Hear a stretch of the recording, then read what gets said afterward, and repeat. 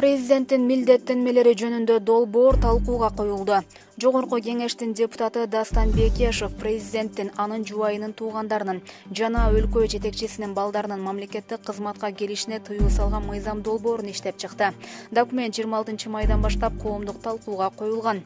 Ага ылайык президент жакындарын саясий кызматтарга, дипломатиялык мекемелерге, судьялардын кызмат ордуна жана бюджеттен каржыланган мамлекеттик муниципалдык ишканалардын жетекчилигине дайындоого жана көрсөтүүгө бөгөт коюлат. Алар жогорку кеңештин да шайлоосуна катыша албайт.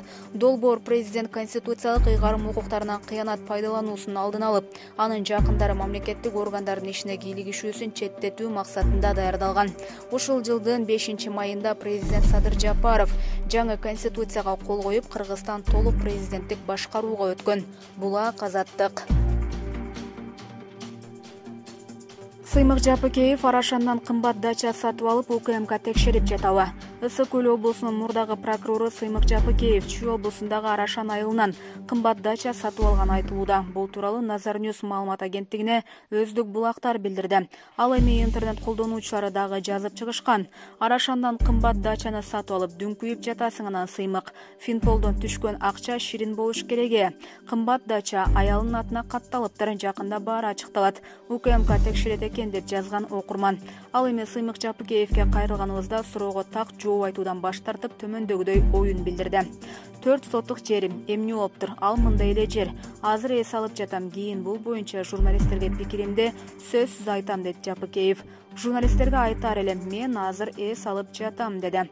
Кошумчалай кетсек, Сыймык Жапыкеев жоюлуп кеткен финансы полициясынын төрагасы болуп эмгектенген. Булак Назар Кейже. 3 шаардагы кайра шайлоого 48 миллион жумшалат. Бишкек, Ош жана Токмок шаарларында кайра шайлоо өткөрүүгө бюджеттен 48 миллион 344 миң сом кетет. Борбордук шайлоо комиссиясы бул каражат шайлоону даярдоого жана өткөрүүгө, шайлоо комиссияларынын мүчөлөрү менен операторлордун кызматтык сапарларына жумшаларын билдирди. 11 апрелде Кыргызстандагы 28 шаардык 420 айылдык кеңешке шайлоо өткөн. Добур сатып алуу жана административдик ресурс колдонуу фактылары аныкталып, 3 майда Токмок, 11 майда Ош, 19 майда Бишкек шаардык кеңешине өткөн шайлоонун жыйынтыктары жокко чыгарылган. Бул 3 шаарда 11 апрелдеги шайлоого казынадан 38 миллион сом жумшалган. Булак Азаттык.